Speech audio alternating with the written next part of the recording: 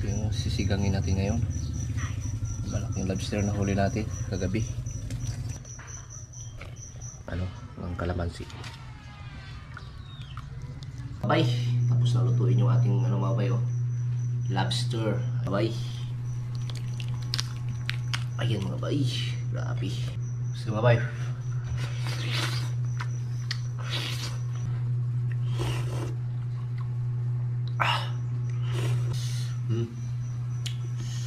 Yan mga bay. Grabe yung taba mga bay, oh. Yan. Grabe yung taba ng lobster mga bay.